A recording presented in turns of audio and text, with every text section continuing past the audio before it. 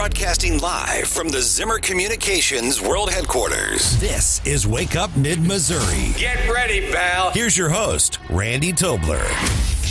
Well, good morning. Welcome to Wake Up Mid-Missouri as we slide our way into a busy Wednesday. Stephanie Bell back from sunny Southern California. How you doing? Good. It was sunny. It was rather cold, but not as cold as it's going to be here. I've looked at the 10-day forecast, and yikes. So no surfing for you? No dipping your toe in the Pacific Ocean? My girls ran around in it, but I declined. Okay.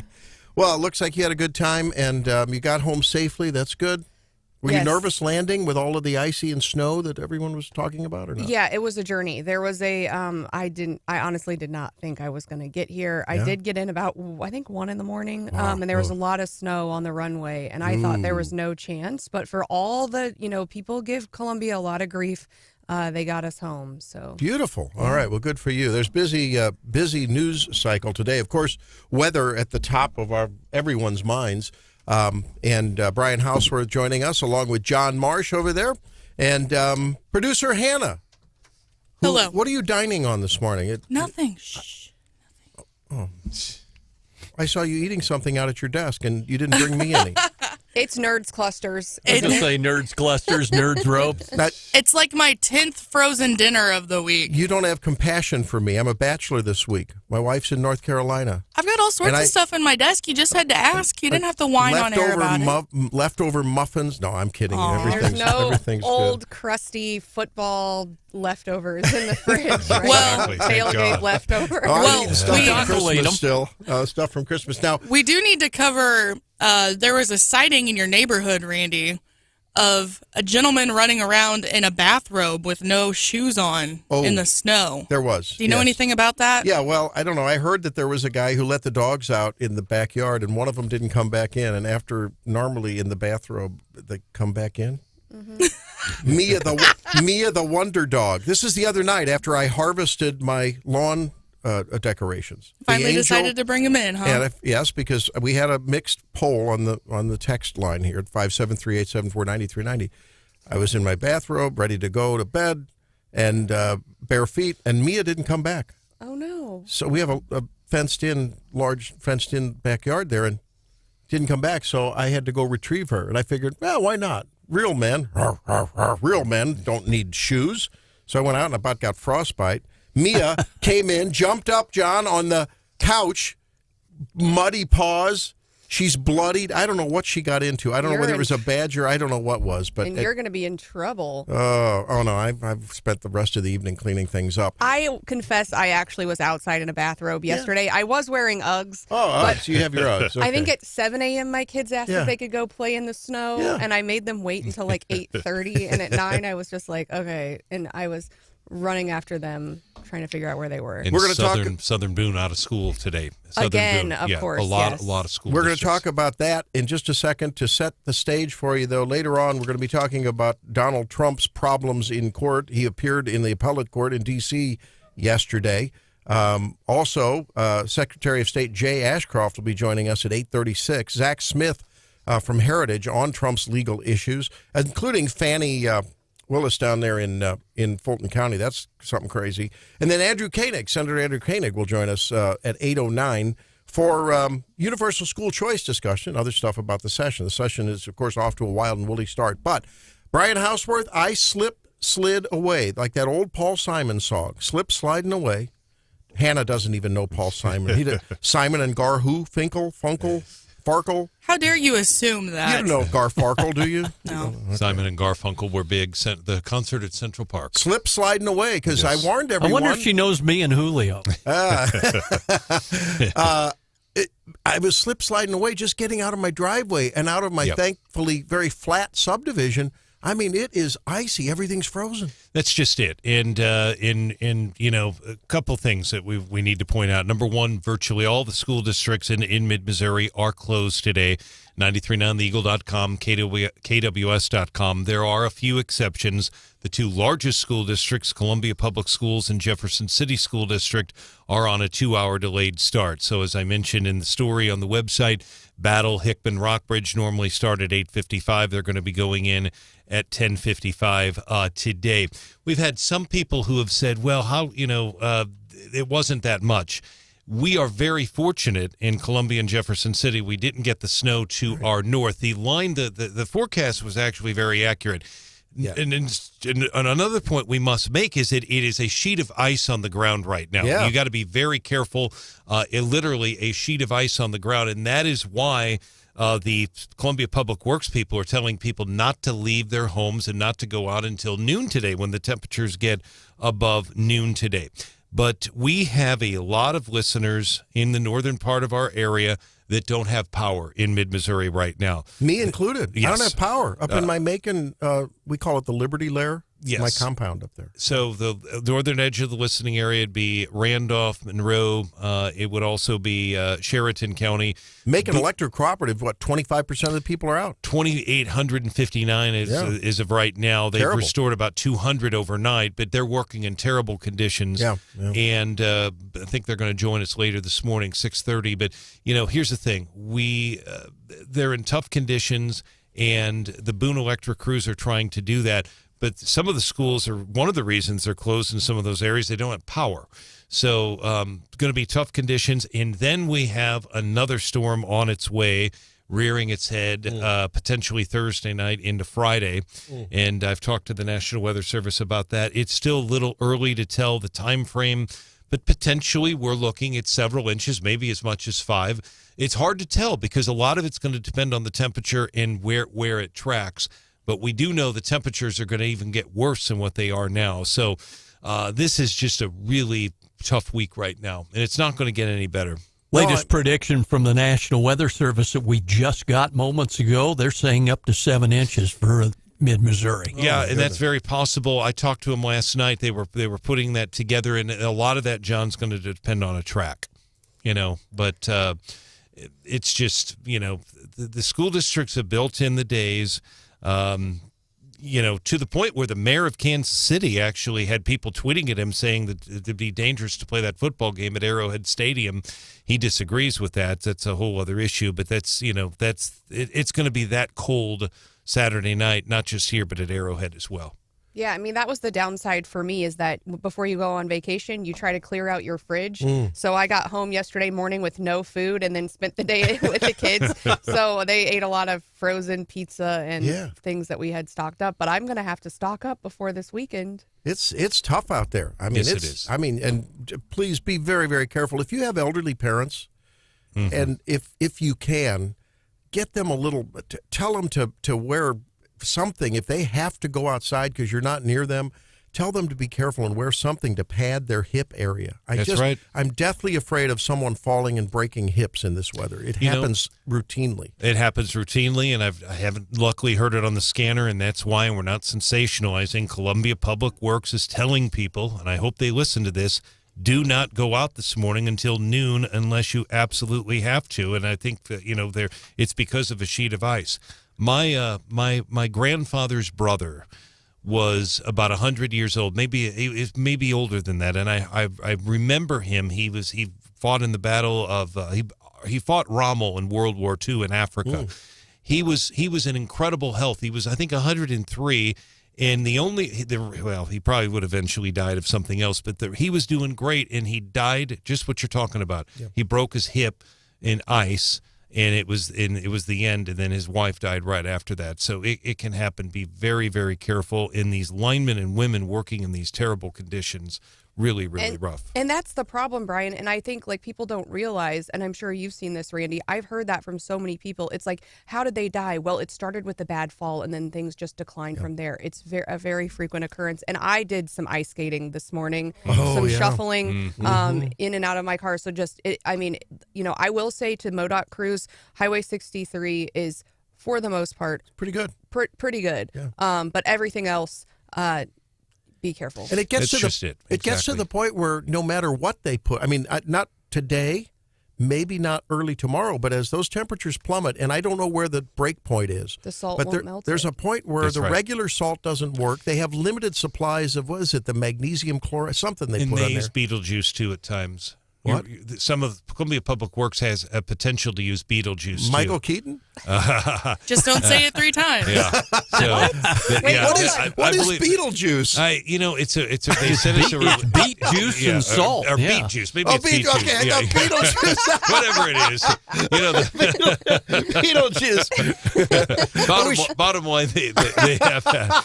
But, Stephanie's point is very well taken, though, about the side streets, because the 20-person crew in Columbia is focusing on Broadway and Providence and Forum, and every time they get, then they have to keep going back. So the side roads are not in really good shape.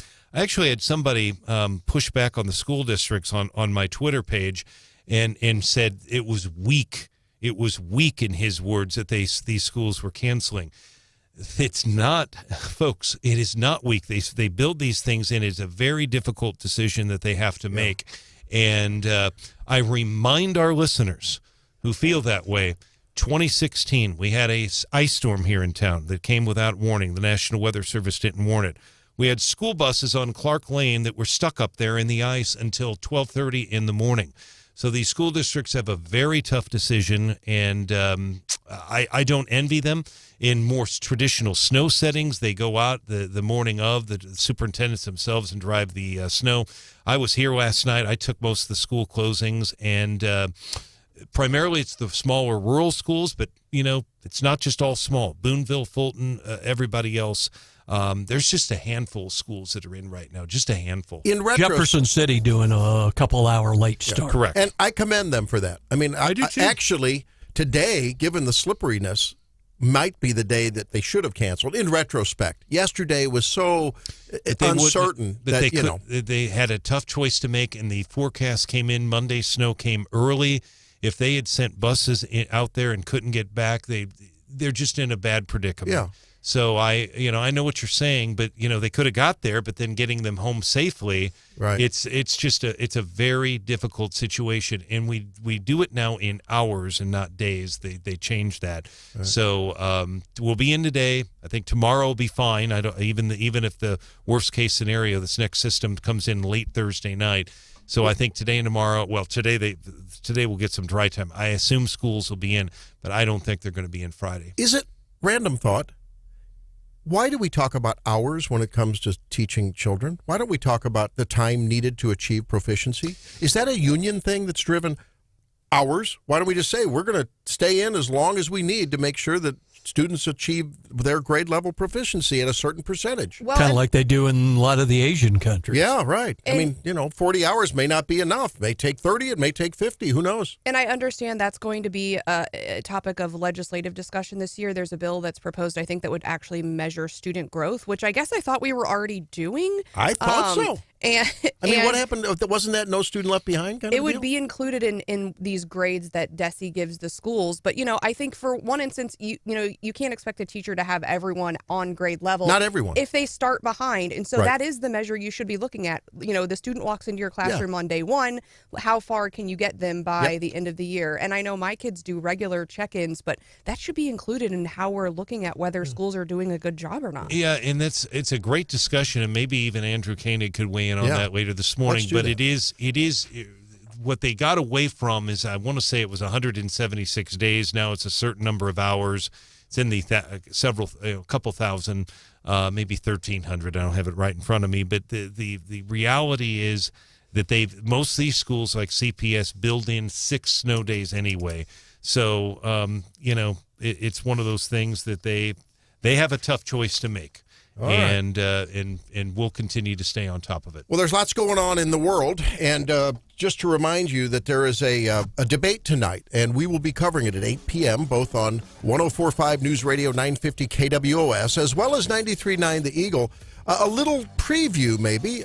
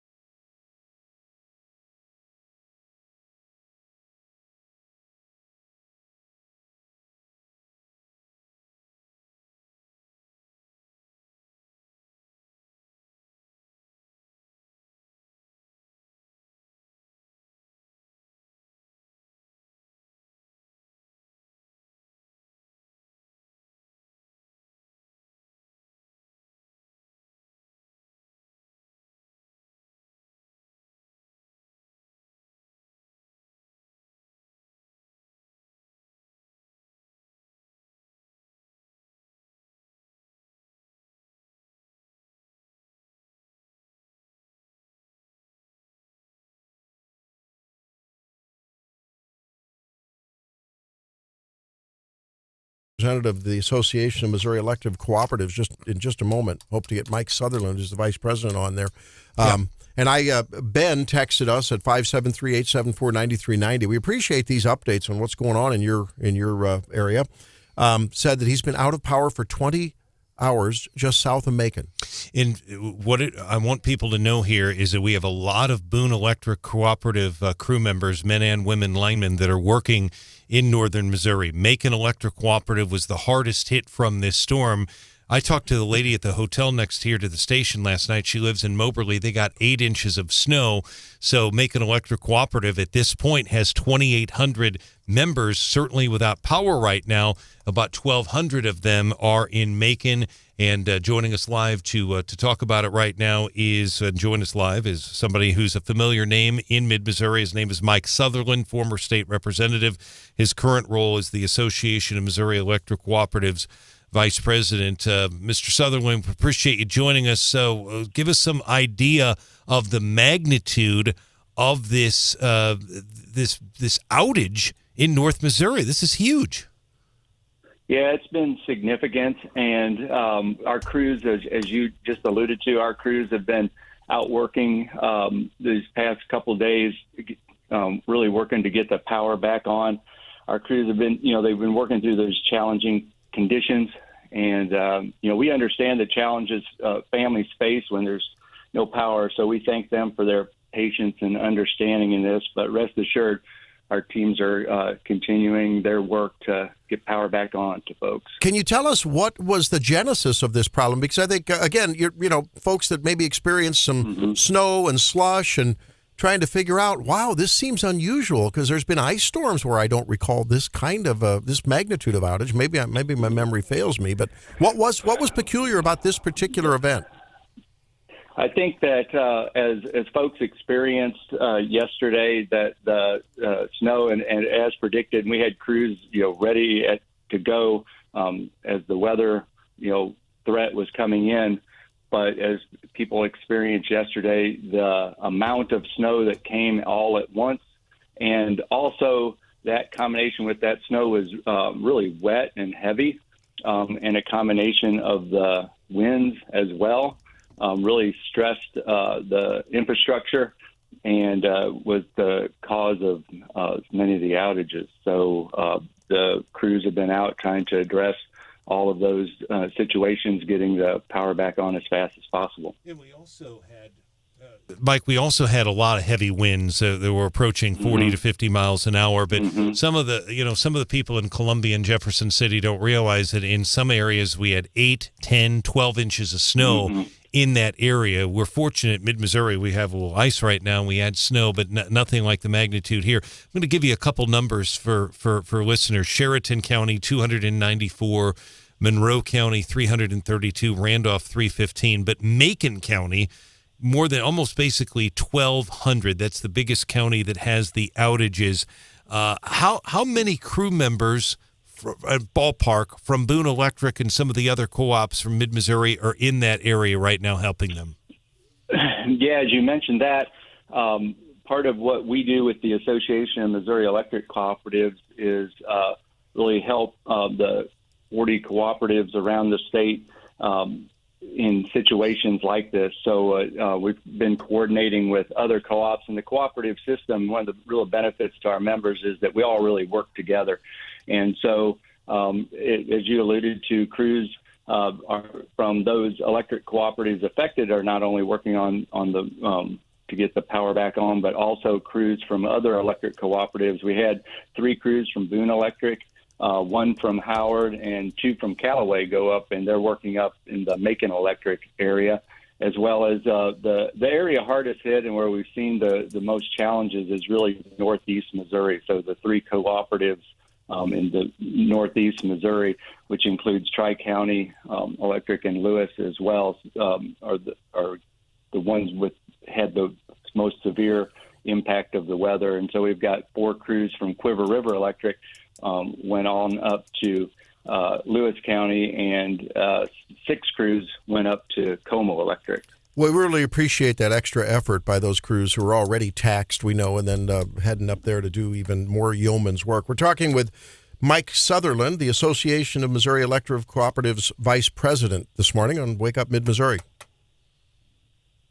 To us about some of those cautions when there is a weather outage for an extended period and all.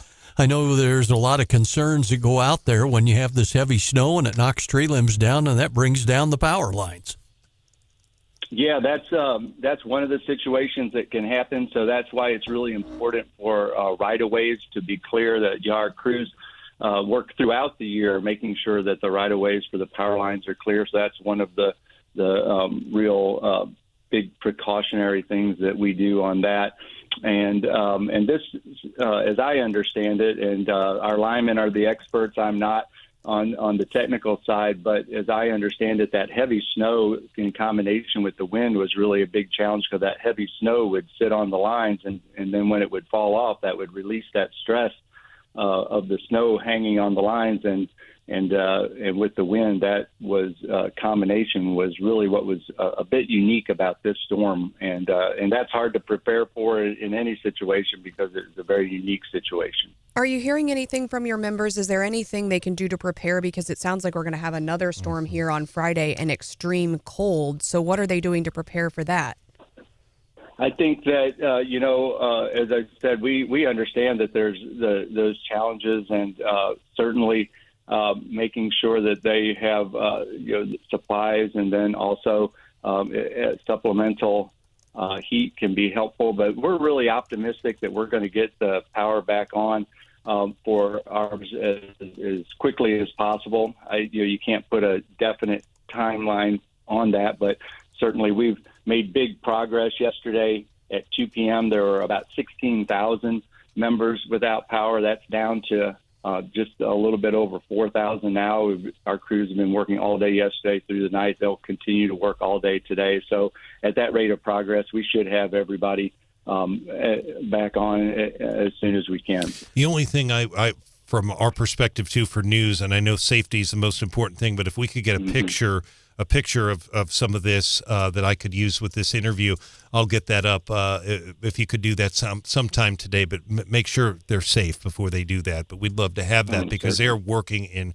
horrible conditions. I think a lot of people have a hard time visualizing the actual technical problem, like what is it? And so it would be interesting and informative to see that, so that people can appreciate not only, what these crews are dealing with, but then how in these conditions they are having to try to mend things back together. Right.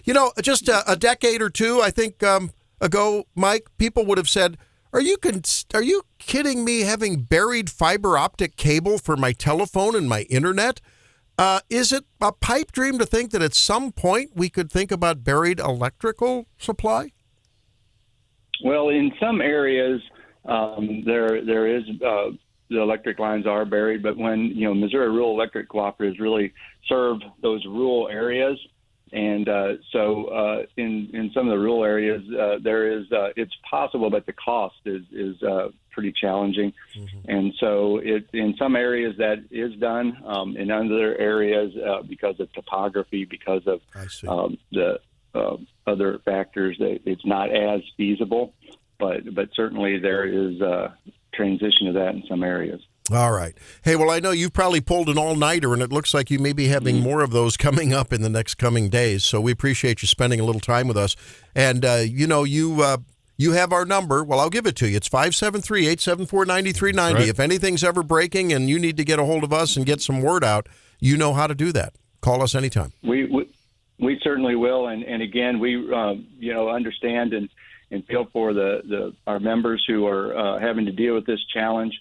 And so just remember, we are really dedicated, and our teams serving the co-ops across Missouri are dedicated and committed to getting the power back on, and understand and really put our members first. So kind of when Mother Nature's getting at her worst, we try to be at our best. So we continue to do that, and hope that everybody understands and has continued patience. Relay our sincere thanks to all those guys and gals working out on the line. It's okay. Appreciate it. Thanks, Mike Sutherland. Yeah. All right, that's it for that wrap-up for now on the weather. But it is a changeable event. I know, Brian, you'll be keeping an eye on it, as will you, John, and we'll be updating the pages on KWOS.com and on 939theeagle.com. Yeah, I was just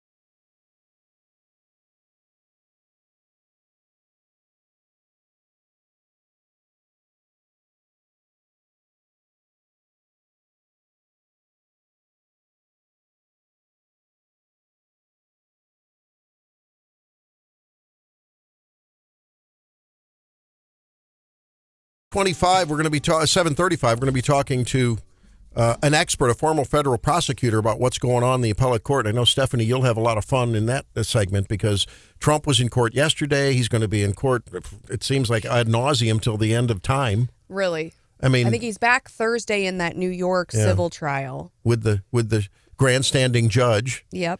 And so he joins us then. And then Andrew Koenig at 8:10 to talk about education stuff. And Secretary of State Jay Ashcroft. And if there's any news coming up on the swatting incident that he had early Monday morning, as well as he's rattling about taking Joe Biden off the ballot and the caucus situation. So tell us about your travel saga. You didn't fly a 737 MAX 9, did you? Stephanie always has the best/worst travel experiences, and they make for great content. So thank you, Stephanie. It was pretty sketchy coming back on Monday, and honestly, I didn't think I was going to make it. But the Wall Street Journal just posted an article and said, "Here's where to sit in the safest place." Yes, and I never would have even thought about it, except some weird things happened, and we couldn't all sit together. So 2 of my kiddos were kind of separated from me, and I was looking. I was examining the plane wall because I think the blowout was the day before we flew out there, and that's reassuring. I talked to my sister, and she said, "Did you fly on that same day? That happened?" And I said, "No, but it was on my mind about who would have, I've always said, if those masks drop down, that's probably the last time I fly." Really? That'll do it. I think so. And so I didn't think I was coming home. I actually called the travel agent with the winter weather and said, "Hey, can we bump this flight up a little bit?" Because I didn't think you were going to. I was shocked when you said that you made it in. No one thought I was going to come home. So I thought, this is bad. I had about an hour turn in Dallas, right? So I thought that's risky anyway. But there were storms, I guess, wherever the incoming plane was coming into San Diego. So I knew initially we have a delay. Okay. Cool. And I'm 40 minutes. I'm still texting the travel agent. More time to get nervous. Yeah. So I'm just we're not 40 minutes with 5 people. It's not going to work out. Then we get on the plane in San Diego, and I'm thinking, I have 40 minutes. We can do this. I've texted my husband. I said, we are going to have to run. That's just what's going to happen. And then we proceed to sit on the runway for 40 minutes in San Diego because there were missing Band-Aids in the first aid kit. Hello? Is what the pilot said over the... You're kidding. No, that's what he said. He said, we can't do the checkoff in the paperwork because the first aid kit has missing Band-Aids, so we're trying to get a hold of a sealed up first aid kit. And I thought, they needed the Band-Aids to seal the emergency exit. And I'm don't we all, somebody has Band-Aids in their purse. We can help you out here and get a move on. So at that point, I'm looking at the clock, and I'm all right, I'm supposed to land at 8:41, and my plane takes off on 8:42. Oh, my goodness. Spending the night, and you always risk it. You're do I book the hotel room or not? And then I'm watching the incoming plane, the Columbia plane, and I'm it looks like it might be delayed from all the storms. So I thought, I have hope. So land in Dallas. The other plane is thankfully delayed by 40 minutes an hour. And I'm we are going to make it, praise the Lord. So we race to the gate, and then we get there, and it's boarding now, and we just sit there.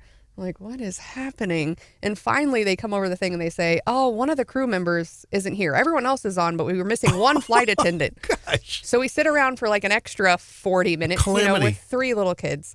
And we finally get on the airplane. Then they say, what do they say? They say, the wind is really bad in Dallas. So, and meanwhile, I'm thinking, the later this goes, the worse the weather is getting in Columbia. So it is just, I'm going to be stuck here. And the crew might time out. I'm just it's never happening for me. And then they're we've shut down all the runways in Dallas except for 2 because of the wind issue. So we have to drive to Timbuktu, way far away from where to get on these other runways. And then when we get there, he's it's going to be a while. We're 27th in line for takeoff.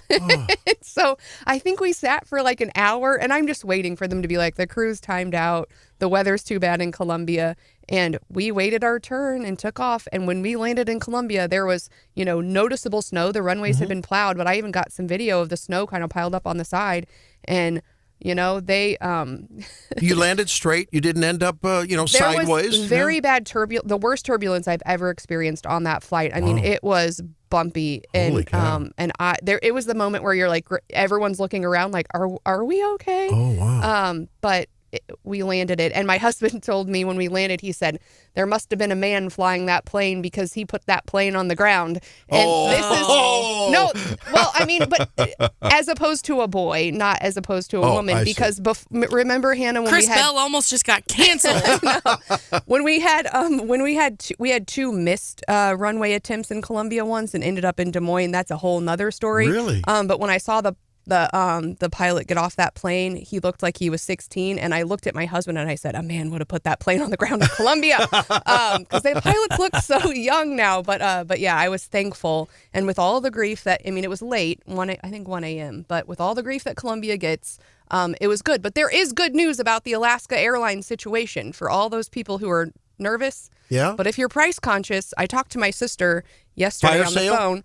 She said I couldn't go to my friend's wedding in like a month because it was just going to be too expensive. But last night I checked the prices on Alaska Airlines, and I might actually be able to afford it. So if you want to book that trip, apparently now's the time to do it. I think we need a remake of National Lampoon's Belle Family Vacation. My gosh. That's what I go. think. Yeah.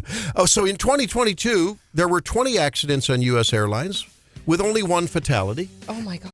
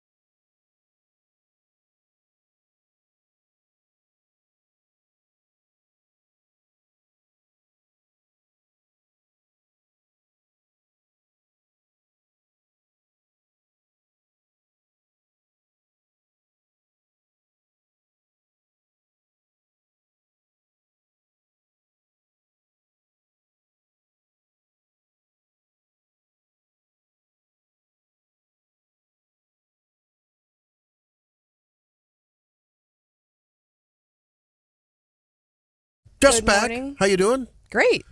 I notice you're wearing your Arctic sweater, as we am I. kind Look of at are this. Look at the matchers Arctic today. sweaters. Aw, so cute. And Hannah, do you have an Arctic sweater on? I haven't been able to see. You've been bellied up to the bar there. Oh, Hang my. on, I've got an Ariat sweatshirt on. Okay. And John, Arctic sweater or not? No? Wearing my Zimmer Communications logoed vest. He's sucking up. He's sucking Company up. man. Yeah, company guy. That yeah. was free, Yeah. Pretty soon he'll want a gold watch when he retires, There you someday, go. About 10 years, yeah. Okay. Okay, so Lloyd Austin, AWOL, he had surgery around Christmas. Was it readmitted around New Year's Day? Was in the hospital, in the ICU for several days until Biden, the media, his wife, I don't know. No, it seemed no one knew about it. The deputy was, cavorting down in the Caribbean somewhere? Yeah. She Puerto was Rico. sick. Puerto Rico. And so now, of course, now they're going back and saying, well, we need to have protocol for this. And you'd think there would be a protocol chain of command. And it turns out it's prostate cancer. I think I blame the doctor or something. Oh, boy. Here we go. So a lawyer and a doctor walk into the studio. Why would you blame the doctor? Well, if you go back to like what they told him, it's early prostate cancer, minimally invasive procedure. He went in one day, he comes out the next, and then something kind of complicated, right? So I think for that first procedure, I don't know that he really had a duty, to say, I don't know that if he just went through that first procedure, if he had any duty to be like, hey, I have cancer. Hey, I think once you go into the ICU and once you're incapacitated and you can't fulfill your duties, yeah, you probably you should say something. But if I'm him, A, I don't think everyone in the world needs to know that I have cancer. And B, if my doc told me I go in one day, I go home that night, I'm not going to go sharing that with everybody because, again, it's national news. And now I guess he has a UTI is what caused the complication. Well, they said he had it sounds like he had an ileus. They said he had fluid in his bowel and things weren't emptying. So it sounds like he had a post-op ileus. Which Why is he had that? That just means paralyzed bowel. But does everyone in America need to know what's going on with my bowels? I mean, so I agree. I agree. Like that. Would you like to share? I think I'm more. You were just traveling after all. I think I'm more I think I'm more sensitive to his situation than I think a lot of other people are. In that, I don't think having been a woman who knew I was pregnant and had to consider, when is the appropriate time to say that to my employer. I think there are a lot of women who struggle with that, working women who struggle with that conversation. Because essentially you're saying, hey, I'm going to need some time off next year. I managed to play. Okay, we're going to have enough discussion. John, John, we got two guys and two gals here. So I hope we can, be mano-y-mano here. We can be bros here. Okay. Okay. I was told once when I simply asked the HR person, it's common knowledge that Sally Joe is pregnant, but we don't know about it officially, but she holds a pivotal position, and for the good of the company, we need to try to plan, but we can't say, you can't say anything. Well, what the heck? I mean, what? I don't understand. Now, I agree. In this particular instance, I agree. No one needs to know the why. All they need to know is what is the likely time that he's going to be out, right? He's under anesthesia during the procedure, and if there's a 1 or 2 day recovery time, that's all you say. I'm going to be having a procedure and I'm done. I agree with you. I don't know why the media frenzy over what's the problem. And I think once you go into the ICU and you're going to be there and you're unable to complete, once it's going to be an extended couple of days and you need help, at that point he did have a duty. And sure. But this whole thing of, Biden didn't even know he had cancer until the public knew. I don't think he had a duty to say that, but I think also, for me, where's the doctor thing come in? As a working woman, well, I think that. I mean, it should have been an in and out kind of thing. So I just think, stuff happens, and I don't really blame the doctor. John, I feel a med mal thing coming on here. Okay, but I kind of go back to the thing I said, Randy, when we discussed this, early on Monday. That, public figures and all. Now, did the public need to immediately know the whole diagnosis and the procedures and all? No, but the fact that he was, out of hand and in the hospital and all, and you're, like you said earlier, the chain of succession and all, you kind of wonder. Yeah, I wasn't sixth in line of succession at any point in my life, but as the employee, you are mayor pro tem of Ashland. That's right. There you go. But I'm going to push back a little bit in that, I get it as an employer now. I think I would like time to plan, and if you're having a health crisis, I hope that you would come to me and we could work through that, and I could plan to be flexible for you. But as a young attorney in a bigger firm, I'm thinking, I know I'm pregnant in December. It's early. They make financial decisions as far as my salary and my bonus at the end of the year. So am I going to tell them on December 15th before they make that decision that next year I need 6 weeks off? From a management standpoint, that sounds manipulative. Yeah, I know. And so I would much rather be authentic. Yeah. And I actually appreciate that. The more authentic people are with me, the more their stock price goes up in my sphere, in my orbit. But at the same time, are you then in your mind you're saying, well, she's worth this much, but actually she's only going to work 75% of the year next year, so maybe we'll wait on that raise for another year. You're not going to like this, and it's a separate issue. Yeah. You should get paid for what you do. Well, I do because I bill by the hour. Well, whether you're now, you're a pregnant woman or an incapacitated man or a zebra or a giraffe, you should just get paid for what you do. We should also have some flexibility for mothers. Oh and boy, at the here same we time, go. But at the same time, at that point, I'm John. I've been in the situation at that point where I'm 6 weeks pregnant, and my family doesn't know. Not my extended family, and no one else in my life knows. Am I going to tell my employer before I tell my close friends? I want to be very clear when I said you should get paid for what you do. I am on record, on air and in management. Hear this loud and clear, all you ladies out there. Huh? If a woman is value to the corporation, to the operation, and she needs 12 weeks off, I would gladly give it to her. I don't need to be told by the government. If, on the other hand... You would give it to her or because she earned it? Not being generous. Not because of hourly she was there more hours. But there are women who don't deserve it, just like there are men who don't deserve it. I mean, fair. You treat people for what they offer, in toto, net to the company. So there are women that can run circles around me. I'm actually working with 2 of them right now in terms of organizational skills and planning and everything else. So they deserve some time off because they're women and they can have babies and I can't, but. You know what I mean? But there are women who, just because you're a woman and you can have a baby, you're not that valuable to the company. I know that sounds tough. Man. I'm sorry. That's not misogynistic. That's judge a person by the content of their character and their output rather than the color of their uterus. Well, and these things... Wow. Is that how that quote goes? No, I mean, really. Well, and if you're looking at leave policies and even the way that the government has implemented them, a lot of them are on the basis of large institutions versus smaller. And I've always been in smaller situations. And with small businesses, someone has to show up to work. Right. And that makes it tough. So I'm into accommodating women. And most of the women I've worked with in my life deserve that time off because they work hard. They work efficiently. They do a great job. They can multitask. John... Aren't I right on this? Women are just good at that. They can do that kind of stuff, Well, I think about FMLA, the Family Medical and Leave Act, that was kind of generated by people having issues with not only giving birth to a child, but people with serious health conditions and all that. And that kind of prompted some of these laws going on the books. So, but if you get prostate cancer and you have a complication and you need 12 weeks off, you're a valuable member of the team. So take time off.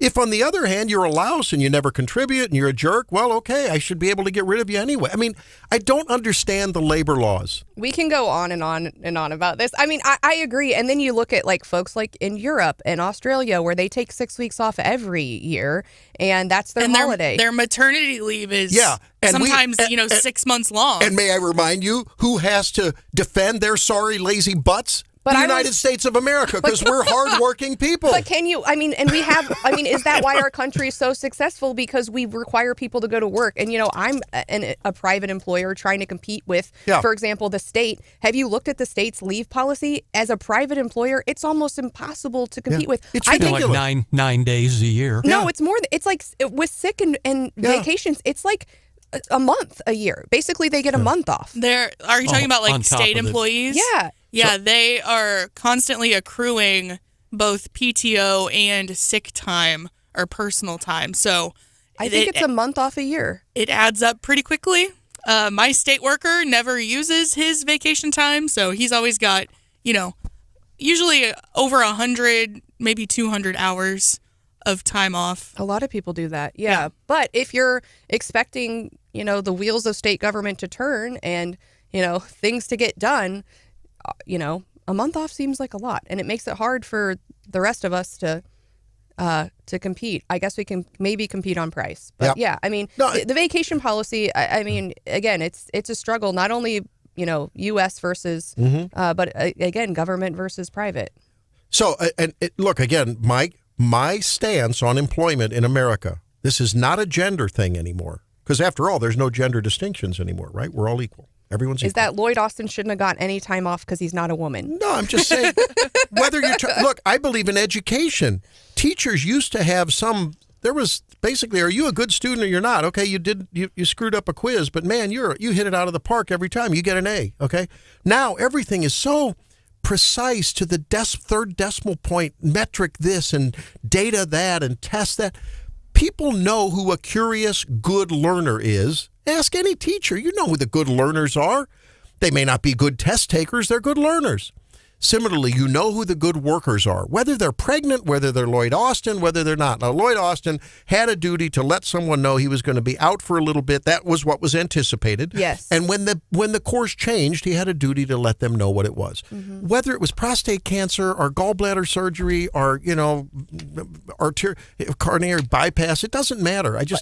But yeah, I have duties to my clients. Yes. You have, duties to your patients. And if I am going to be, my clients pay a rate that is basically 24/7 access. And if I have a situation where I am going to be completely unreachable, not just, hey, I can't talk for this hour, but I'm in an airplane for 8 hours and on a work day, I tip and, I know they're having an issue. I give them a heads up. And I think and I'm not, as important as Lloyd Austin, but he had a duty. Don't diminish yourself. He had a duty to let folks know that he was going to be unreachable or unavailable. Agree. And that was the mistake. So let's see. Steve says, time to get off the cul-de-sac. I don't know if he's talking about the road conditions or the conversation, but employment matters. I think employment law in this country has gone crazy. It's gone absolutely south. It protects the mediocre. And that's certainly part of the problem in this country. That's why I think we're in some trouble economically, why we're in trouble culturally, because we just don't demand excellence. You get an award. It starts with the helicopter parent and the trophy kid generation. Right? Frankly, my generation raising our kids, partly responsible. Oh, you showed up to the meet and you laced up your sneakers? Let's give you a ribbon. I'm sorry. Okay, that's my story, and I'm sticking to it, Hannah. We're all winners. Yeah. I better roll the music before you have an aneurysm. I am going to get to What's Hot with Hannah on time. Do I need to clip this again? No, we're out now. Come on, we're out.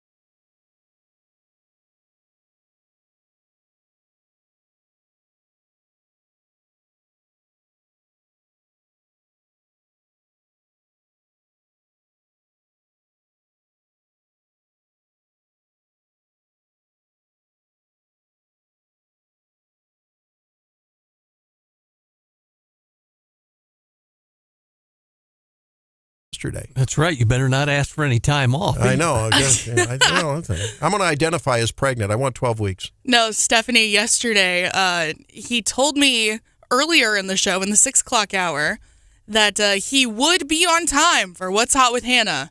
And then we went into What's Hot with Hannah at like 7:28 almost.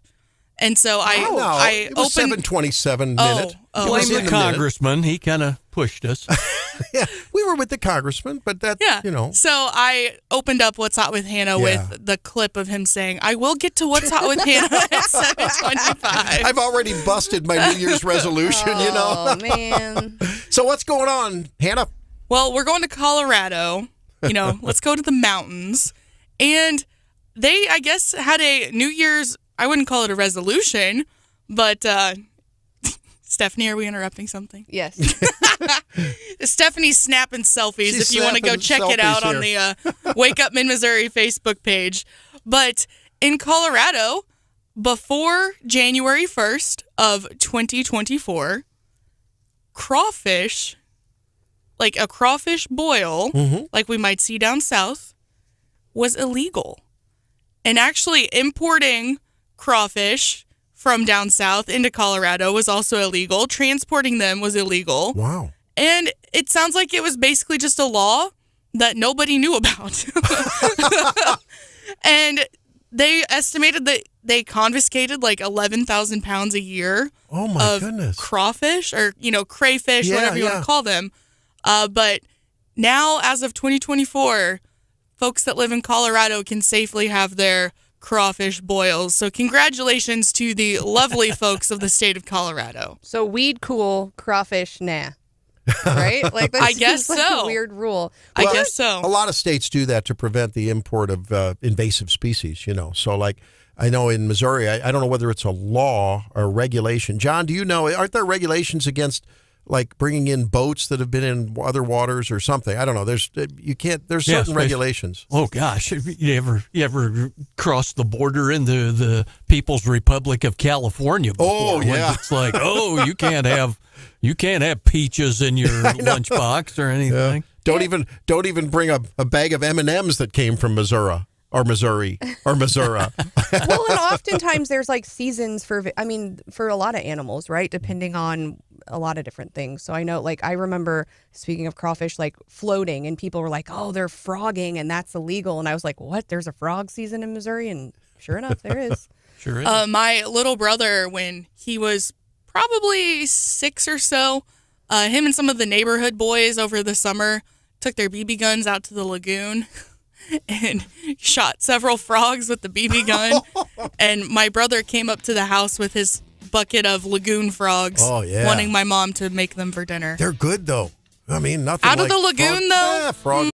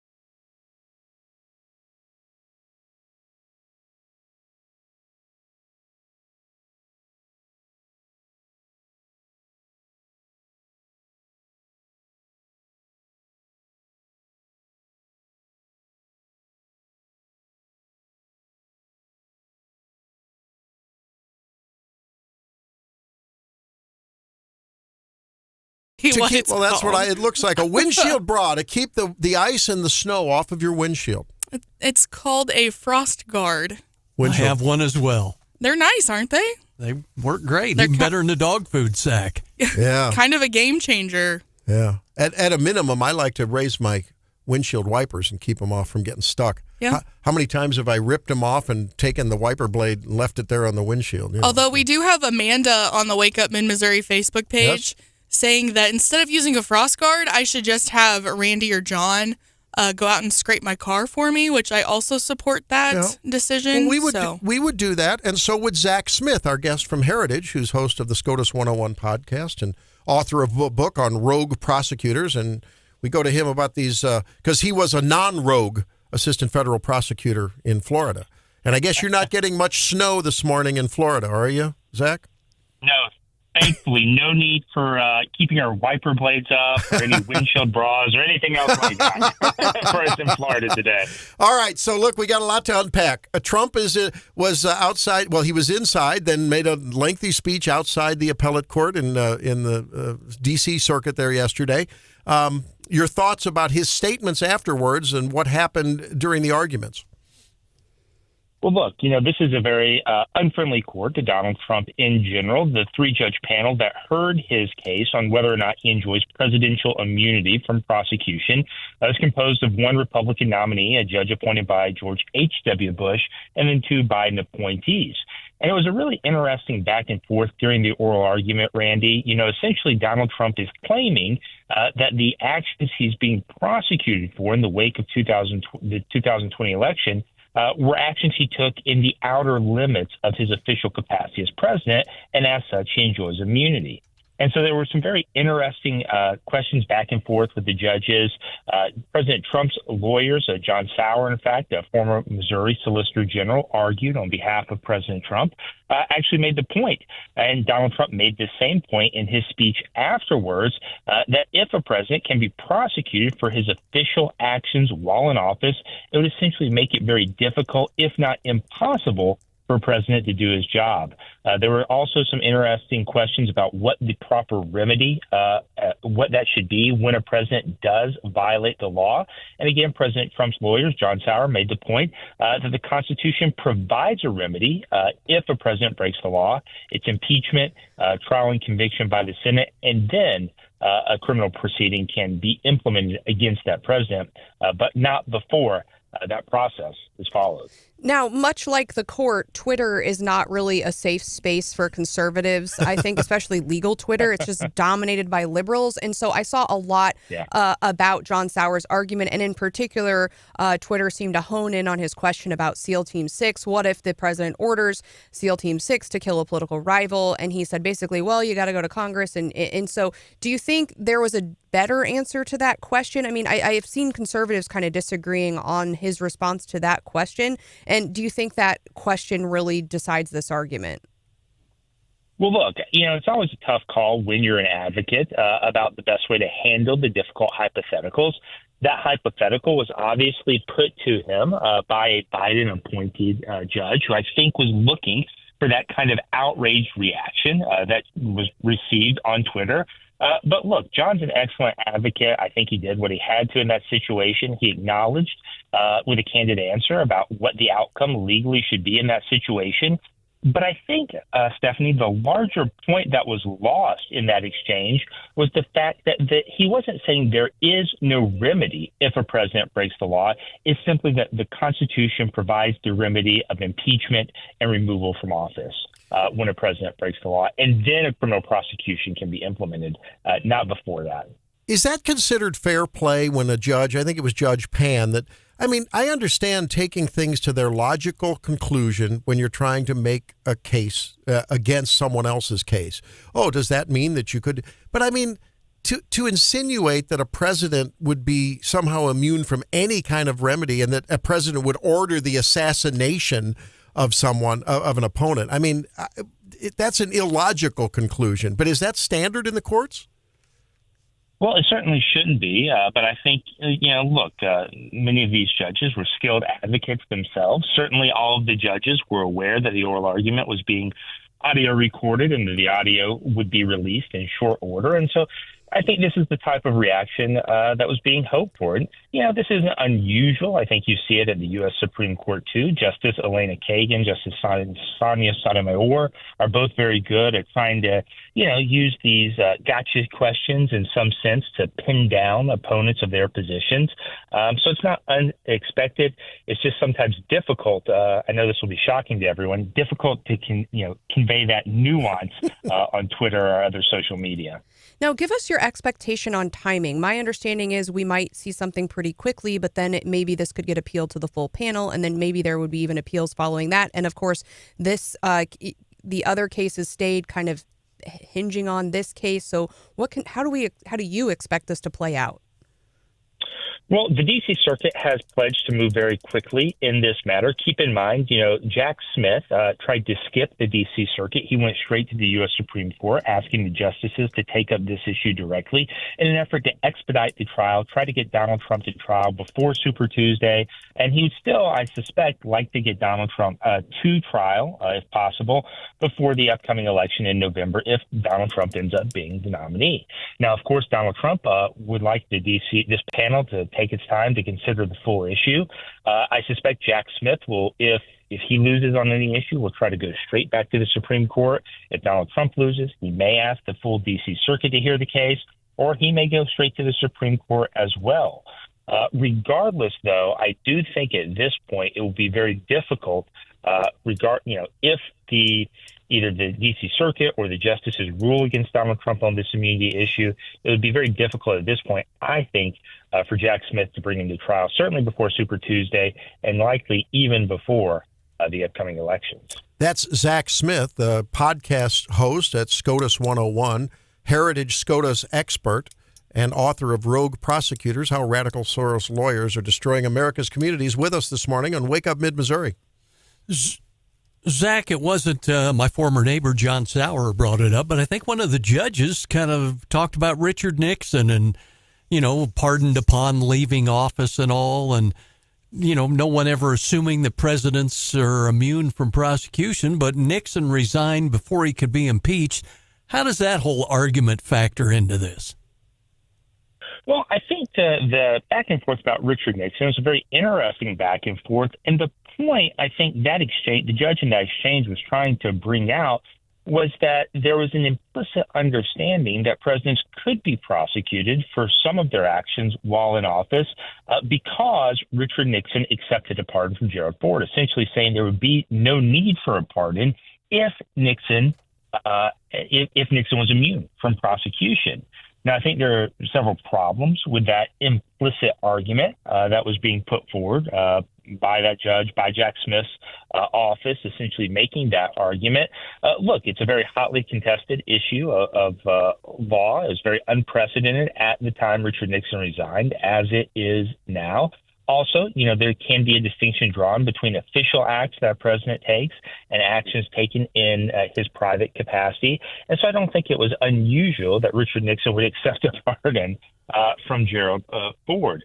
But certainly the argument being put forward by Jack Smith is that if Richard Nixon were immune from prosecution, if presidents were immune, there would have been no need to pardon him. And the fact that Nixon accepted that pardon implies that everyone understood at the time that presidents could, in fact, be prosecuted for their official actions.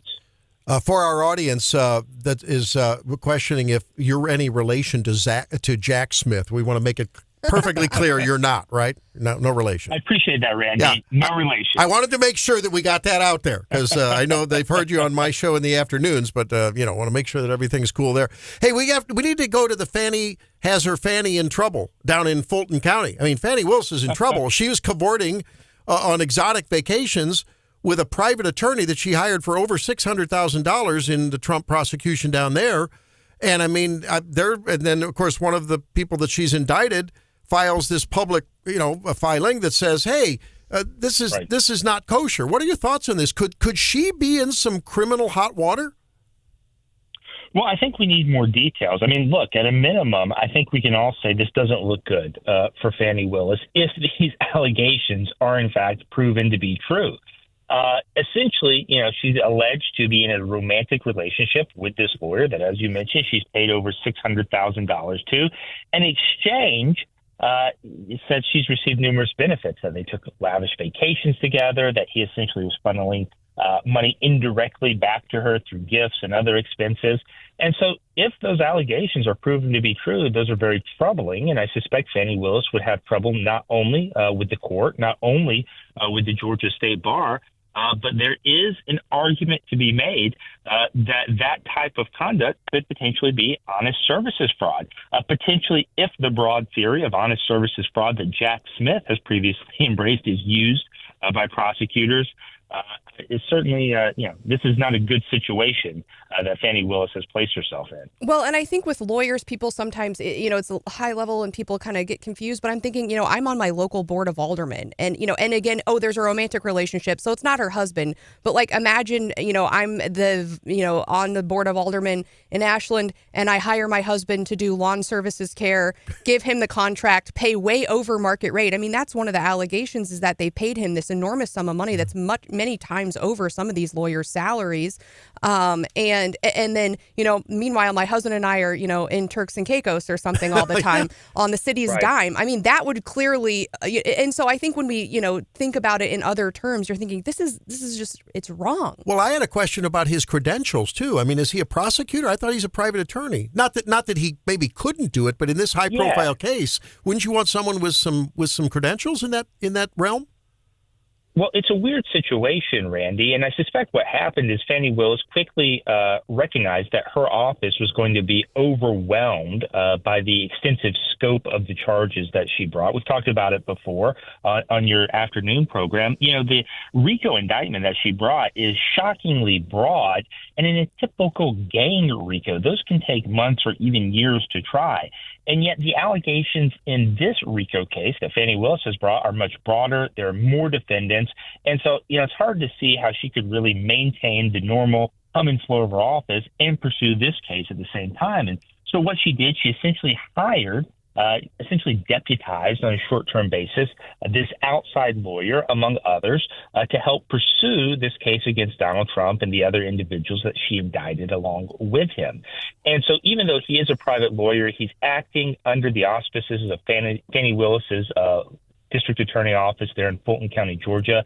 And yet, you have to wonder how the other assistant DAs in the office feel about this arrangement, because I'm almost certain none of them are making $600,000 a year or anything close to it to do their very difficult jobs. So we've only got a couple minutes here, Zach, but as far as, let's flip the script. Say you're advising Fani Willis. All of these allegations come out. I mean, what are her options here? I mean, to change somebody mid-case, lose a lot of that knowledge already, or continue on with someone who might be unqualified and who has the conflict. I mean, what happens next? Well, if I was Fani Willis, Stephanie, none of this would have started from the outset. Fair point. Look, I think there are more facts that need to come out. Certainly, I imagine Fani Willis will have to respond in some fashion since this was filed in a court motion.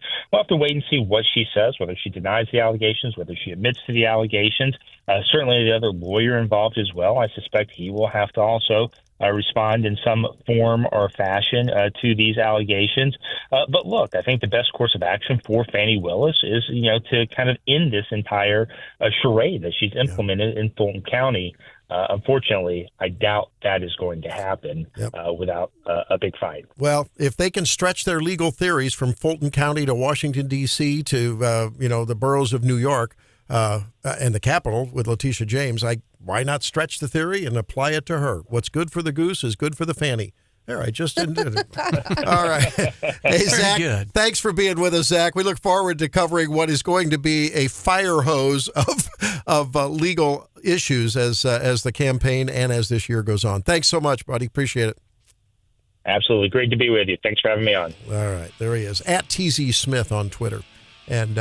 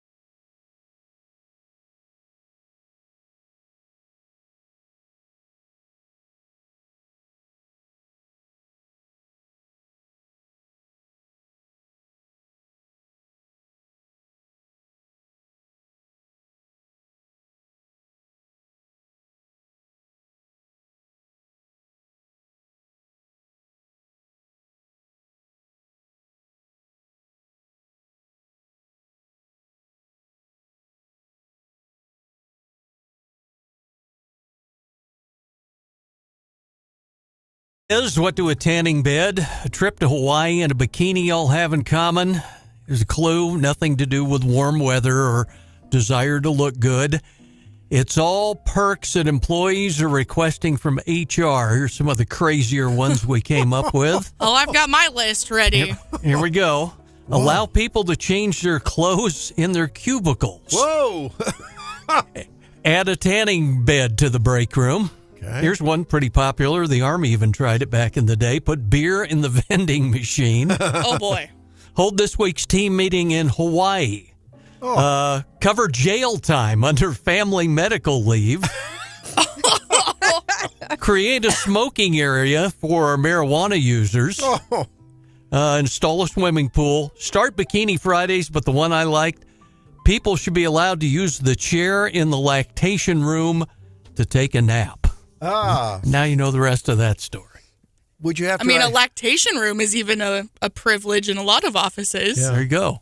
I think it's something that should be standard. I mean, there's no doubt about it. There should be a place for women to nurse because that's so important, so good for babies. I always had I had an office, so I would just close the door. But like I would put a little sign out, and my office assistants and folks helping me the other women in my office were very good about being like, "Don't go in there," because it's like putting a scrunchie on the doorknob, right? Yeah, but we will shout out to an unnamed individual down the hall on Cat Country who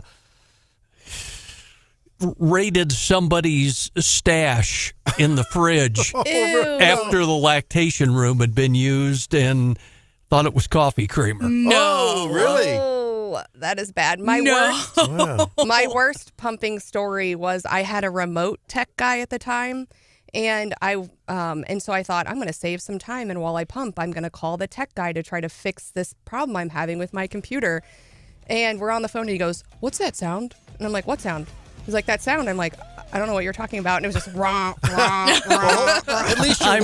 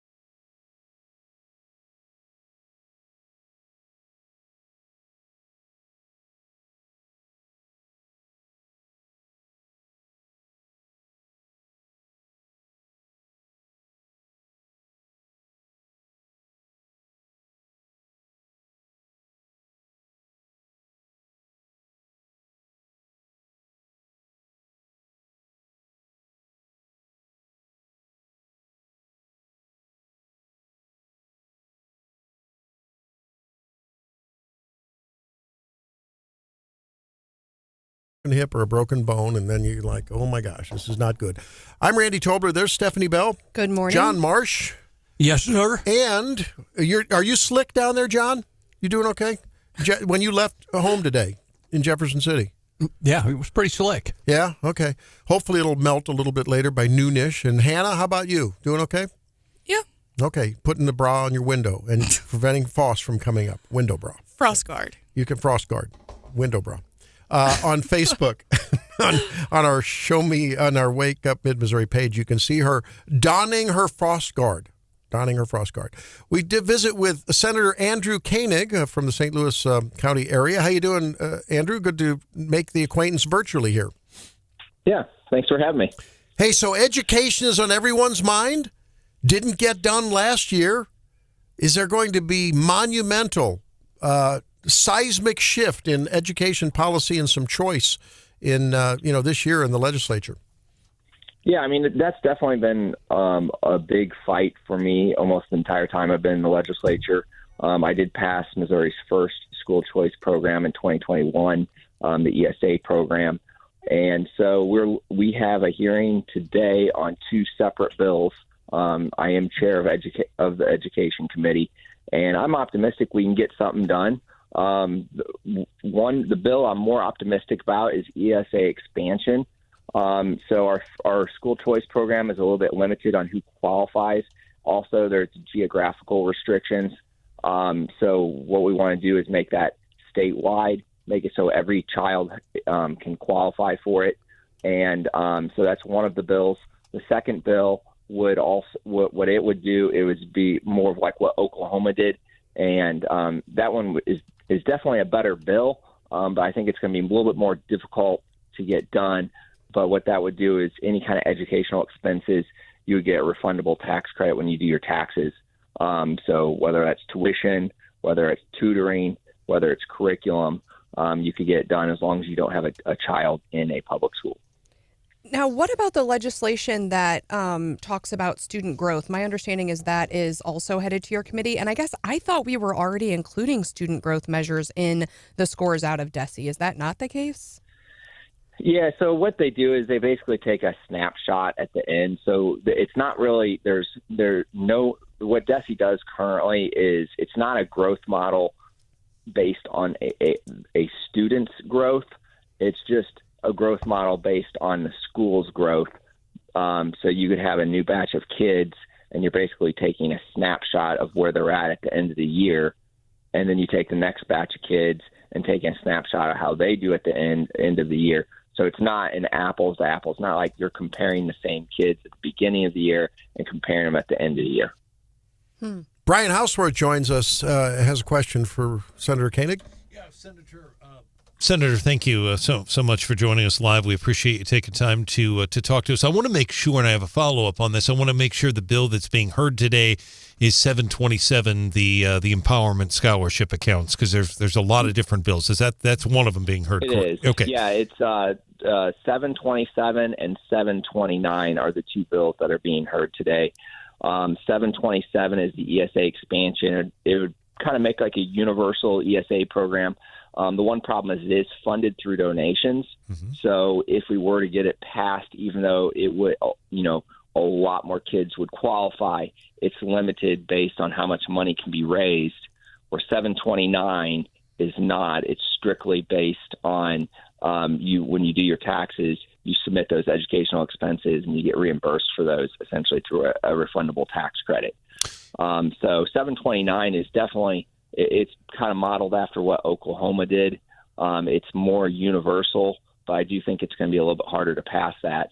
Since we already have the ESA program in place, I do think that one's going to be easier to pass. And my follow-up question would be this, and thank you for explaining that. Anytime we mention school choice and report on it, obviously we get reaction from both sides, but the comment I hear the most from opponents of the school choice, if you will, is they believe any school choice defunds the public schools. You've heard that argument. How do you respond? I have, yeah. So, yeah, that's just complete nonsense. So if you look at almost all the studies, if you look at the financial studies, the financial impacts, almost all of them show there's positive benefits, almost universally, that there's positive benefits to the public schools, because basically what you're doing is you're only taking the state money away. Well, they keep 100% of the local money, which means if let's say you have 100 kids and you take 5 kids out of that school and they only lose half the funding for those 5 kids, the funding per student actually goes up in that school. So there is no harmful effects. Also, if you look at academic outcomes, almost all of them show positive benefits for the kids that are in the program and for the kids that go to the public schools.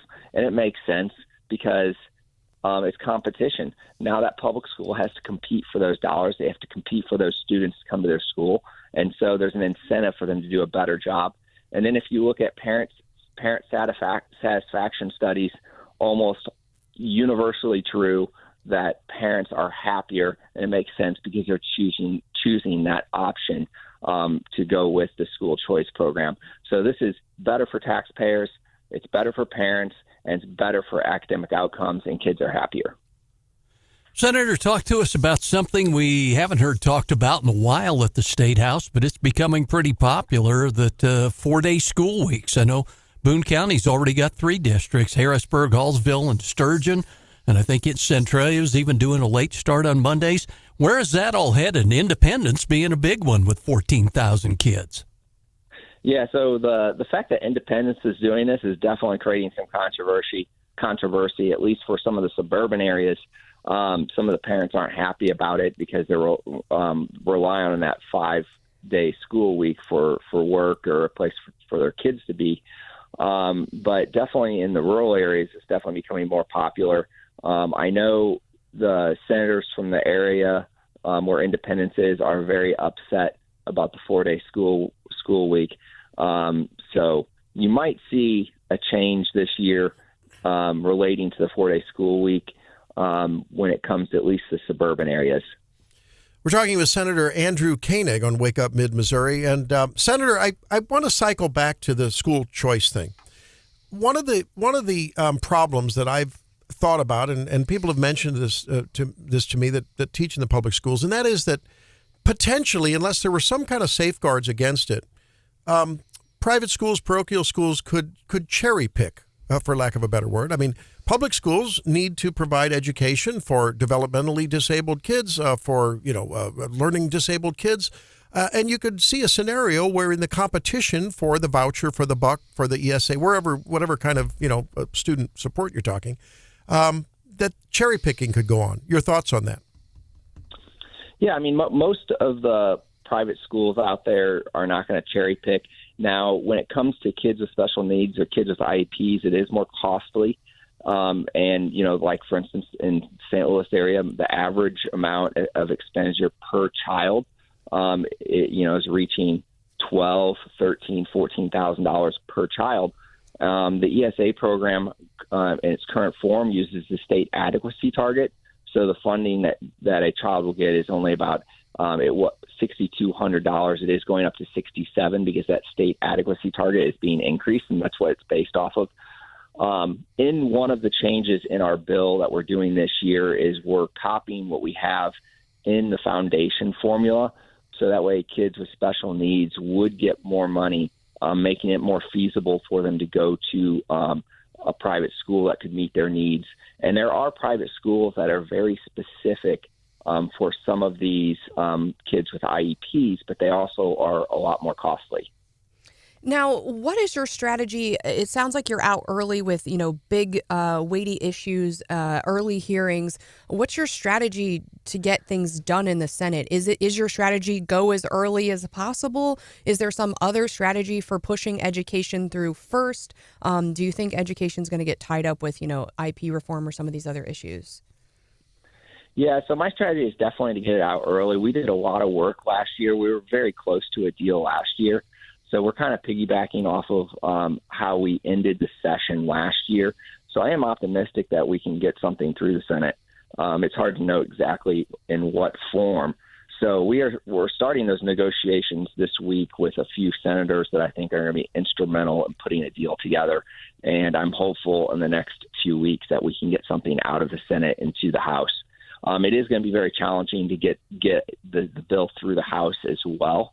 So we need to start early so we can start educating House members on what the bill actually does. Yeah, Mr. Chairman, I would just add one other thing on the 4-day school weeks, because I see a lot of progressives talking about this on Twitter, and I've even seen people, like you mentioned, in Independence that are kind of upset about it. But you were there when that bill got passed. Yes, it was a Republican bill. The bill sponsor is a former state rep you served with, Bill Rybolt from Neosho. But the fact is that bill was signed into law by a Democrat governor, Jay Nixon. He signed that bill into law. You were there. Did you think he would veto that? He signed it, but people never report that it was a Democrat governor that signed it. Yeah, I mean, honestly, when that was going through, I didn't really put a lot of thought into whether or not it would be vetoed or not. I honestly didn't. I'm from the St. Louis area. I honestly didn't think any school district in the St. Louis area would actually use the 4-day school week. So it wasn't a huge concern for me one way or the other way. Gotcha. And most schools, to be fair, in St. Louis have not, even today, have not used it. It's primarily rural. In the last another bill that's coming up in education, actually next Wednesday, is another very controversial bill, is the Parents' Bill of Rights. And then we also tied it with what's happening where you have schools that are changing the pronouns of kids without parental consent. And what this bill would also do is, however that student is enrolled in the school, it would make it illegal for a teacher to change the pronouns or change the name of a student, without the parent's written notification. And if they do that, we would take away their teacher's license. All right. Before we let you go, the last minute, I think everyone is, depending on your perspective and the prism you're looking at this from, either wringing their hands that nothing will get done because of so many people, including yourself, running for statewide office in the Senate, the newly found and emboldened Freedom Caucus, newly, I guess, reformed, excluding Senator Moon. I mean, there's just so much controversy within the GOP, in the Senate especially. The Democrats are sitting around just loving watching the self-immolation that's going on. Your thoughts on that? Is there any way that bridges can be built and conservative things can get done? Yeah, I mean, there is definitely a lot of infighting within the Republican ranks, and that is going to make it harder to get things done.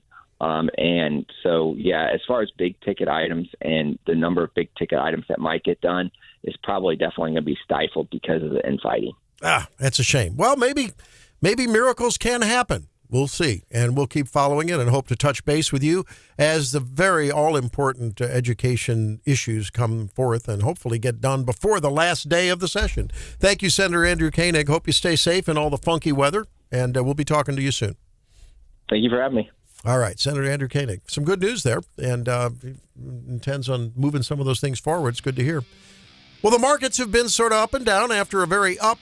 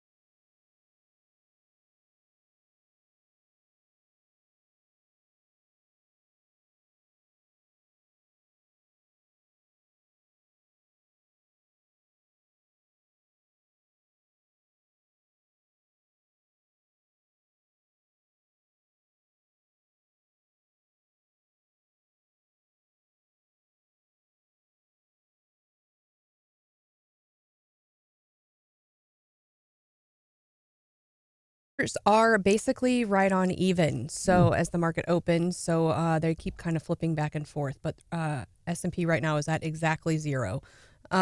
So steady open to the market this morning. I am all eyes on Las Vegas. Do you know about the CES show? What is it? Consumer Electronics Show. Thank you very much for that, John.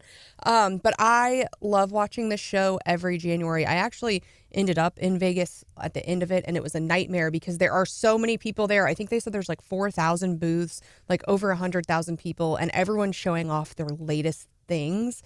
And I'm kind of an early adopter. Like, I love the latest tech gizmos and gadgets. It's so intimidating. It gives me anxiety. What's Stephanie and Hannah going to come up with next? Well, you won't find me with the Stanley Cup like Hannah, but you might find me with the latest gizmos. And I have the new Meta like glasses that you can play audio through and like video with, and I love those things. And I think I'm but they're on version 2. So maybe I'm not like the earliest. So you can creep on people and they don't know it? I could if I wanted. I don't. Oh, man. That's scary. All right. So a couple of things. Watch out. A couple of updates coming out of CES, some things that I think are really cool and some things that I think are creepy. So one thing I think is cool, LG has a new transparent television. And let's just be honest, TVs are ugly. They're ugly. And so people have been trying to come up with TVs that look like art. This one now is see-through, and it like kind of looks like a shelf, and it could almost be like a divider, almost like a wall. Here, I'll show you a photo, Randy. Why are TVs ugly? Aren't ugly. They're like, TVs. No, they're ugly. I personally don't have a TV on my main level at all. Yeah. It's just not something I have. The other thing I think is cool, it's a company called One Court, and it lets people who are blind see the game. And it's got like a pad that has the field on it, and it's haptic. So by putting their hands over the pad, they can feel where the players are on the football field and kind of get the action in real time. I think that's incredible. Yeah, John, that reminds me of the old football games with the little players that had the little feet on them, and the board would vibrate. You plugged it in, and they vibrated their way across the table. This is all going to be at the CES. Yeah, things that have already been unveiled. Hyundai is unveiling a new air taxi, which I think is actually interesting. It looks like a helicopter, but this one seems like the Titan submarine. Pivotal begins personal aircraft sales where anybody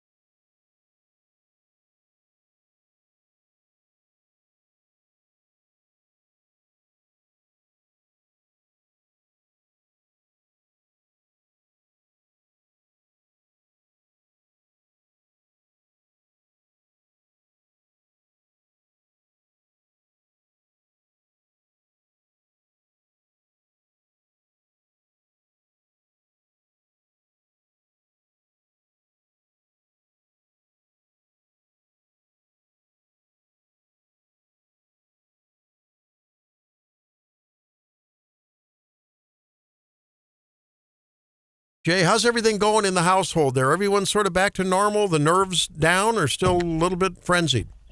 Yeah, it's back to normal. People are doing well. I should give a shout out to the Jefferson City Police Department.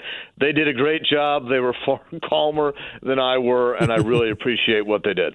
We want to talk about whether or not you have the penchant to remove Joe Biden from the office, from the ballot, and about the caucus system coming up. That's on the agenda, along with, as we monitor the text line here, 573-874-9390. So, look, you've talked about this. Senator Bill Eigel wants to pass a resolution. Where are we on this? Are you going to remove him from the ballot? Well, I don't think secretaries of state should be removing people from the ballot due to allegations. I think that what Maine and Colorado did were wrong. I just put out a little tweet that simply said that if Democrats are going to ignore the law and remove people based on allegations, we need the Supreme Court to get involved and stop that.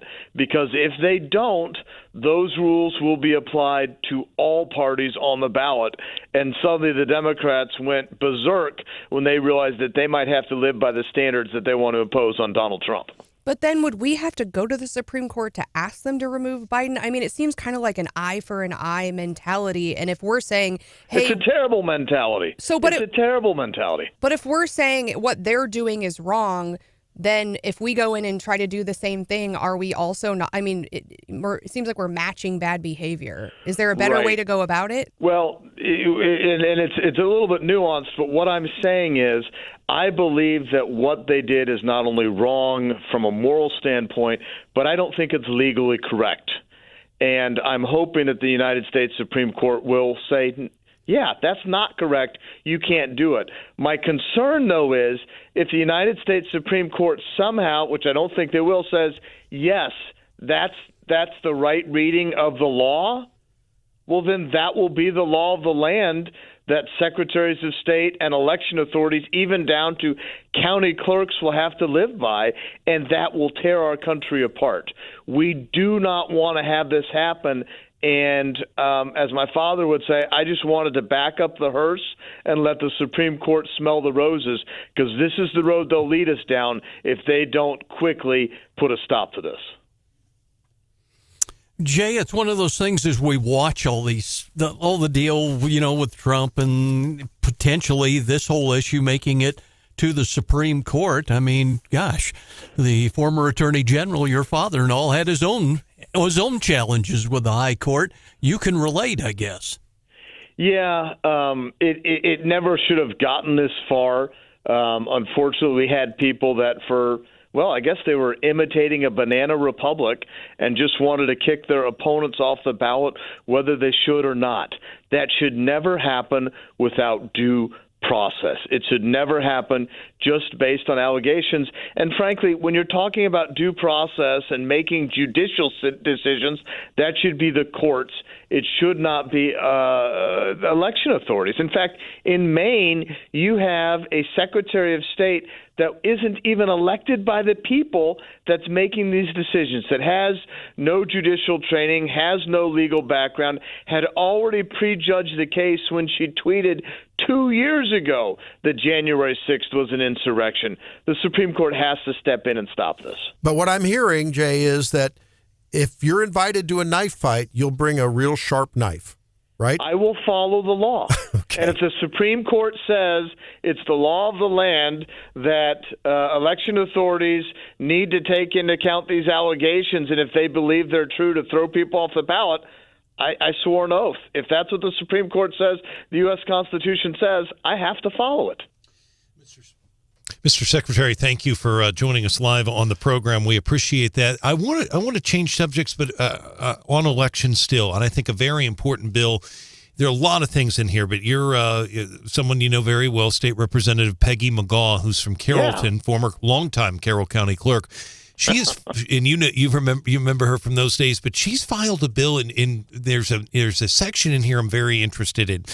It would basically say that a person commits the offense of tampering with an election official if they harass or intimidate. And by election official, we could be talking about election judges or the county clerks or whatever, but they mention stalking. Stalking is mentioned in here. They mention harassment, threats. I've not seen any media coverage of this bill. Are we aware of any threats around the state involving election officials or maybe judges? We haven't had the problems really that other states have seen. I mean, I guess I got swatted Sunday night. But other than that, we haven't seen that. I like to think that Missourians tend to be a whole lot better than the wackos we have in other states like California and New York. This is something that's come up before, this is kind of preliminary language. I work with Representative McGaugh a lot. I'm not a fan of having special protections for election authorities or for any elected official. I like the idea of saying if it's wrong to do to an elected official, it's wrong to do to a resident of Missouri regardless of what their occupation is. I like laws that apply universally to everyone. So I'll look at that, but I do understand there have been concerns in other states around the country with election authorities being threatened. Yeah, I appreciate that. And this law specifically does apply to election officials and judges. So thank you, Mr. Secretary. Secretary of State Jay Ashcroft joins us on Wake Up Mid-Missouri. There seems to be some confusion over caucus versus who takes precedence. What's this all about? Where do I show up? One listener wants to know from Stephanie, where do I show up? And we'll get back with her. So who made the changes to the process? Who's going to own that? And what does it really mean? Well, I'm pretty sure no one wants to own that. The Missouri State Senate amended the election bill in 2022. They added that to the election bill. It wasn't part of any election bill that I had pushed or supported. They added that. It got approved by the legislature, signed by the governor. So now the parties control the nomination process for president. The Libertarian Party will be having their statewide convention on February 24th in Earth City, just outside of St. Louis. The Missouri Republican Party will be having a caucus. They'll be meeting in every county of the state on March 2nd to help decide who the nominee for the Republicans will be. And the Missouri Democrat Party on March 23rd, they'll be utilizing vote by mail with in-person voting on March 23rd to make their decision. I would encourage every Missourian to reach out to the state party that they affiliate with, that they are, that they recognize as being like them, to reach out to them to find out how they should get involved. And, of course, they can always reach out to the Secretary of State's office. I'm super confused because we've heard that from other people in the legislature that, hey, I never wanted these caucuses either. And I think I just heard that from you, like, hey, this isn't something I pushed. But then, like, at the same time, the legislature can't get anything done. And they got this done. So, like, clearly a lot of people agreed at the time, and I don't recall hearing any opposition to it. So are you saying when that bill went through, you said, no, we shouldn't do the caucuses, we should have the primary?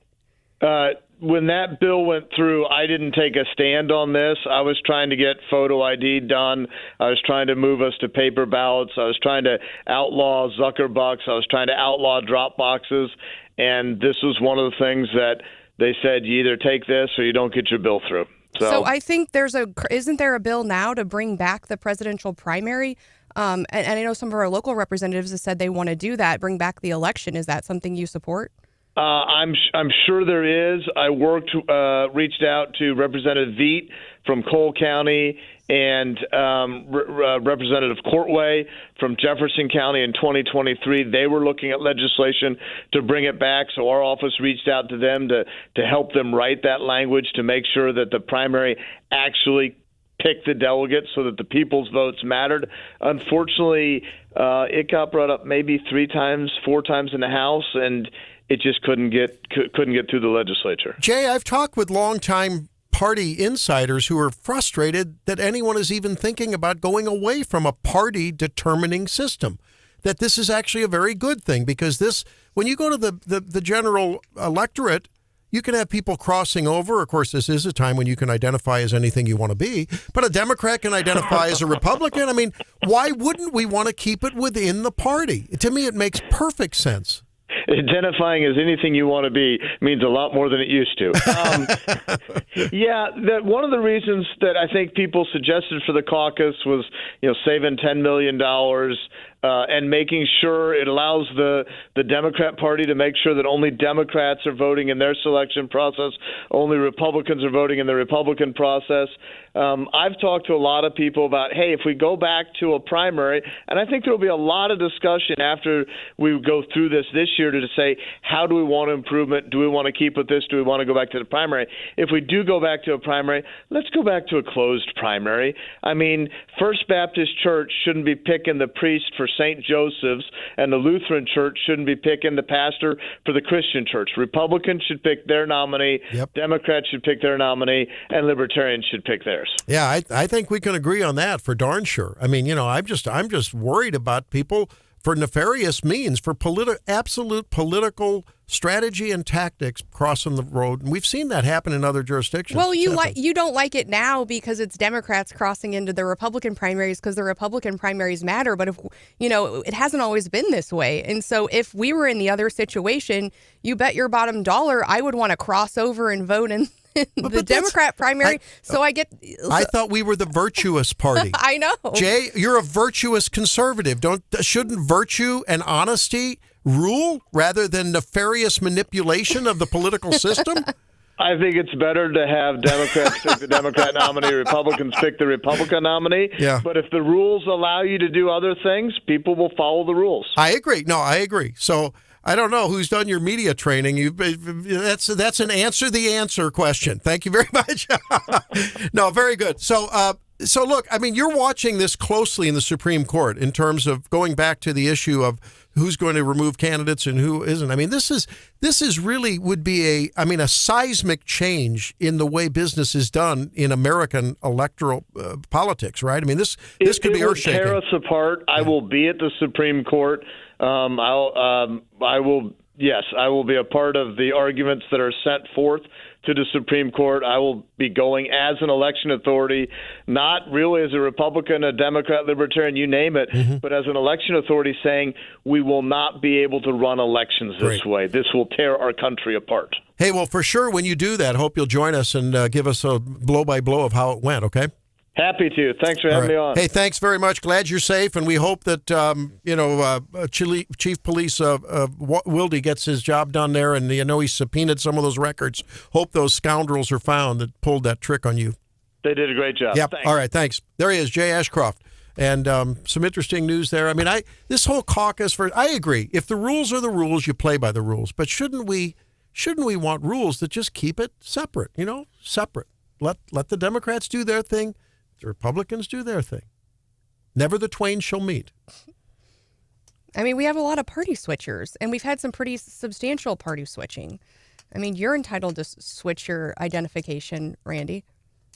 I am who I am. John, you too? No, my pronouns are set. Sorry. I mean, but then it gets back to like the vetting of the candidates that everyone had a problem with. So what do I have to show that I'm a Republican to get into the Republican caucus? Do I just have to sign the oath? Hey, I'm a Republican. No. Or do I have to show that I have a Ronald Reagan picture hanging above my bed? You know the answer to that. Yeah. When you're sitting around a table and you listen to the conversation, you know who's true blue and who's a chameleon. But as far as when you enter those doors to participate in your caucus, how do you you meet someone you've never met? They walk in, they say, "I'm a Republican." Yeah.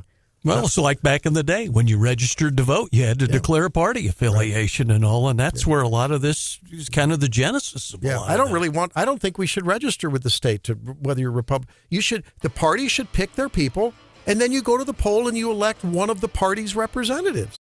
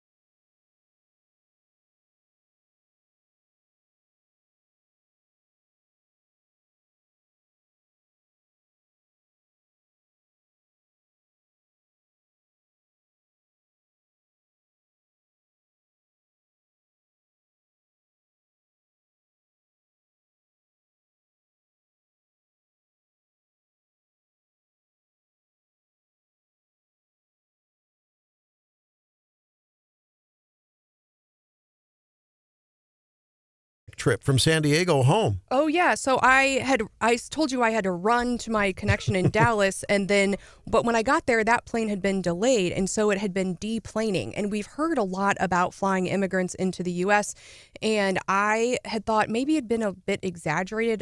I watch Twitter a lot, and so, but certainly, so we watch everyone deplane, and when the flight was late, so people are in a hurry, so everyone made a beeline. You know where you're going, you just race to the next gate. I mean, and so, or you race home, whatever you're doing. And there started to be a little crowd there while we were waiting to get on the plane. And the crowd, and so suddenly I'm like, what is going on here? Like, why are these people not moving along? And they appear to be asking questions. No one spoke a lick of English. They were all clearly Hispanic. Something's up. None of them were related. Like, they didn't have any kids with them, so it wasn't like one family. It was all young adults who appeared to not know each other, and they were all carrying like a yellow envelope, and that was the only thing they had. So no bags. Identical packets. Yeah. So they all had this packet. They were kind of holding it out in front of them. Walking around like Joe Biden on the podium, sort of, where do I go? Confused about where to go, struggling, and it's late, and most people are in a hurry. And they weren't a family unit, as best you could tell. No. Okay. And they appeared to, two of them appeared to kind of know each other and be talking to one another, but the others all kind of were off on their own, trying to, figure out where to go. But it was weird enough, to have no backpack, no suitcase, and just an envelope, that at first I thought maybe they're on like a field, maybe they're a group and they're, this is a field trip. But then it was clear that they were not like college-age kids. And you did some research. They were coming in from Monroe, Louisiana? Yeah. And what's there? Well, I think nearby there is an immigration office. Isn't that interesting? Yeah. And so it was weird to see it in person. And I even looked at my husband and I said, is this what we've been hearing about? And he said, I don't think it could be anything else. And John, isn't it interesting? Just this conversation heard by the wrong Media Matters would turn into those xenophobes. Oh, for sure. How dare you? Yeah, it's crazy. Hey, we should remind folks that our AG, Andrew Bailey, is going to be testifying very soon. Mm-hmm. Right, Stephanie? I think coming up at 9 o'clock. And I believe if you get on the Fed's website,